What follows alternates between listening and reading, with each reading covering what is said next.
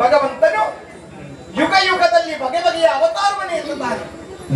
ಅದಲ್ಲ ಅಂತಾದ್ರೆ ಹೊಸತೊಂದು ಸೃಷ್ಟಿಯನ್ನ ಮಾಡ್ತಾನೆ. ಆ ಹೊಸ ಸೃಷ್ಟಿಯೇ ನಾನು. ಹೇಗಾಯ್ತು ಸೃಷ್ಟಿ? ಬ್ರಹ್ಮ ಮಾನಸ ಪುತ್ರಿ, ತ್ರಿಲೋಕ ಸುಂದರಿ. ಎಲ್ಲವರಿಗೂ ಅವರವರದ್ದೇ ಆದ ಒಂದೊಂದು ಕರ್ಮ ಅಂತ ಇರ್ತದೆ. ಬ್ರಹ್ಮನಿಗೆ ಏನು ಕರ್ಮ? ಸೃಷ್ಟಿ ಮಾಡು. ವಿಷ್ಣು ಪರಿಪಾಲಿಸುವುದು, ಹರ ಲಯ ಮಾಡು, ಅವರದ್ದೇ ಆದ ಕರ್ಮಗಳು. ಹಾಗಿದ್ರೆ ಇವರೆಲ್ಲ ಯಾವ ಕರ್ಮ ಬಂದಿದ್ದಾರೆ? ಯಾಕೆ ಏನ್ ಮಾಡ್ತಾರೆ ನೋಡುವ, ನೀವು ಯಾವ ಕರ್ಮಕ್ಕೆ ಬಂದಿದ್ದೀರಿ? ನಿಮ್ಗೆ ಹಾಡುವುದೇ ಕರ್ಮ. ಹಾಗಿದ್ರೆ ಇವರೆಲ್ಲ ಬಂದಿದ್ದು ನಾನೇನ್ ಕರ್ಮ ಮಾಡ್ತೇನೆ ನೋಡುವ ಅಂತ ಅಲ್ವಾ? ಹಾಗಿದ್ರೆ ನನ್ನ ಏನು ಕರ್ಮ? ಕಾರಣ ಒಂದು, ದುಷ್ಟ ಶಕ್ತಿಯ ಹನನ ಅಂತ ಹೇಳಿದ್ದಲ್ಲ, ದುಷ್ಟ ದುರ್ಜಯಾಸುರ ವರಬಲಾನ್ವಿತನಿದ್ದಾನೆ. ಸತ್ತು ಬದುಕಿದವರೊಂದಿಗೆ ತನಗೆ ಮರಣ ಬರಲಿ ಎನ್ನುವ ವರವನ್ನ ಪಡೆದಿದ್ದಾನೆ. ಅಂತ ದೈತ್ಯನ ಹನನ ಆಗ್ಬೇಕು.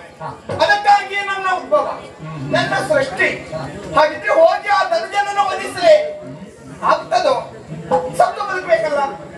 ಹಾಗಿದ್ರೆ ಏನ್ ಮಾಡುವುದು? ನಿಮ್ ತಲೆ ಮೇಲೆ ಒಂದು ಕಲ್ಲು ಹಾಕ್ತೀನಿ, ನಿಮ್ ತಲೆ ಮೇಲೆ ಒಂದು ಕಲ್ಲು ಹಾಕ್ತೀನಿ. ನೀವು ಸತ್ತು ಮತ್ತೇನಾದ್ರೂ ಬದುಕಿದ್ರೆ ಆ ರಕ್ಕಸನನ್ನ ಕೊಲ್ಬಹುದು. ಏನಾದ್ರು ಮಾತಾಡಿ. ನೀವು ಬದುಕಿದ್ರೆ ಸತ್ತು ಇಲ್ಲ ಅಂತ ಹೋಗಿಲ್ಲ, ಬೇಡವಾ? ಅದಾಗುವುದಿಲ್ಲ. ಹಾಗಿದ್ರೆ ಯಾರ್ಯಾರಿಗೂ ಅವನನ್ನು ವಧಿಸುವುದಕ್ಕೆ ಆಗುವುದಿಲ್ಲ. ಬಳ್ಳಿಗೆ ಮಾಮರ ಹೇಗೆ ಆಧಾರವು, ಹೆಣ್ಣಿಗೂ ಹಾಗೆ ಗಂಡಿನ ಆಧಾರ ಬೇಕು. ಆಧಾರ ಆಗಿರುವ ಗಂಡಿನಿಂದ ಆ ದುರುಳನ ವಧೆ ಆಗಬೇಕು. ಅರ್ಥಾತ್ ನಾನು ಮದುವೆ ಆಗ್ಬೇಕು.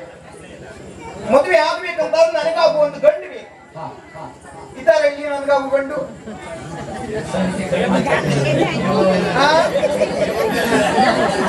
ಯಾರು?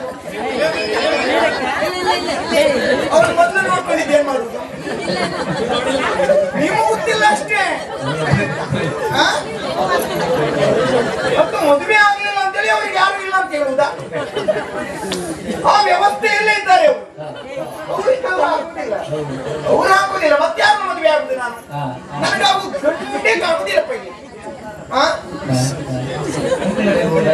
ಯಾರು ಹಿಂದ್ಗಡೆಯ ಸುಮ್ಮನೆ ಅವ್ರಿಗೆ ಇಲ್ಲಿ ಗೋಚರವೇ ಇಲ್ಲ. ಅವ್ರವ್ರಷ್ಟೇ ಅವ್ರು ಮಾತಾಡ್ತಾ ಇದ್ದಾರೆ. ಈ ಸಾರಿ ಬೆಳೆ ಹೇಗುಂಟು? ಬೆಳೆ ಕೊಳೆ ಬಂದಿದ್ಯಾ?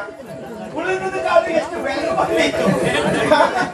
ಅದೇ ಚಿಂತೆ ಬಿಟ್ರೆ ಮತ್ಯಾವ ಚಿಂತೆ ಇಲ್ಲ. ಅವ್ರನ್ನೆಲ್ಲ ಆಯ್ಕೆ ಮಾಡ್ಕೊಂಡು ಅವನನ್ನು ಕೊಲ್ಲಿಕ್ಕೆ ಆಗ್ತದ? ಆಗುವುದಿಲ್ಲ. ತಕ್ಕವನ ಬೇಕು. ಅದಕ್ಕಾಗಿ ಮುಂದುವರಿಯುತ್ತೇನೆ ನೋಡುವ.